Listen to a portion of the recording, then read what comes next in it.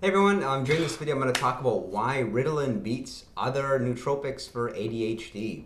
Of the ADHD prescribed pills, which I have tried, the drugs, I would say Ritalin is the best by far. And the reason is because, very simply, with everything there is a result to side effect ratio, you can say, right? Like the stronger something is, the worse the side effects are always going to be. With Ritalin, it is not as strong as Adderall, Concerta, Vyvanse. However, that being said, it has its purpose, and the side effects of it and the come down, the withdrawals are basically like not, they don't even exist. What separates Ritalin from the other class of nootropics that way is Ritalin has a very, very acute effect. It doesn't last for a long time, like 3 to 4 hours at most. So that being said, it has its benefits, meaning if you don't want it to mess with your sleep, you can still take it at 3 o'clock. It'll be fine. Whereas you take Adderall or you take Vyvanse or you take Concerta, which are very, very popular ones on the other side, you're pretty much like, you take them and for like 8 to 10 hours, you're pretty much wired. And then you have the come down, which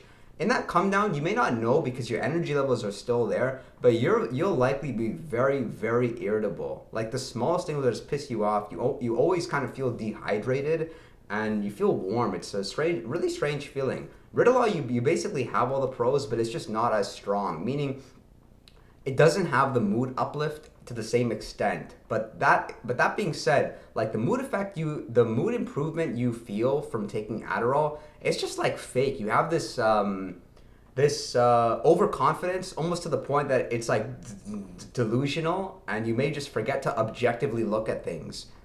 Ritalin, it's like smoother, it's calmer. You'll be able to read, you'll be able to speed read, you'll be able to just you'll be able to retain information just as well. It fights your appetite and really, really great stuff. So going back to, because Ritalin was what I introduced to my stack when I was having trouble studying. This was back when I was at university. It was prescribed to me, and then we just moved on because Ritalin, what I didn't like about it was I'd have to take it, and then I have to take it later in the afternoon, and I don't think I was taking enough, like a high enough dose. But most people don't have the discipline to stay on Ritalin, again, mostly because of its mood improvements. But if you're on Vyvanse, Concerta, Adderall, and you want to get off of it, try Ritalin first before you get off of it completely. Because if you get off of it cold turkey, the withdrawals are awful. You're going to feel like a resistance to being social. You're going to feel a resistance to any work. Don't be surprised if you're just wanting to stay in bed all the day, the whole day, because that's really what comes with it.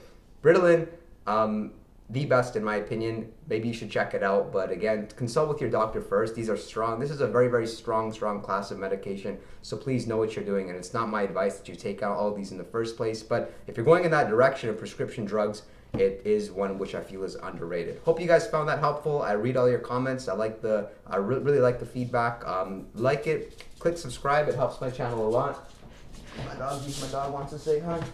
And yeah, and I really want to know from you guys, as far as this channel, what do you want to see more of? Do you want to see me talk about prescription drugs? You want to hear me talk about racetams, newts? Do you want me to talk about supplements for working out? Or do you want me to not talk about supplements, talk about other things like entrepreneurship, communication, sales, which I would say I know more about sales than kind of anything. And look forward to seeing you all next time.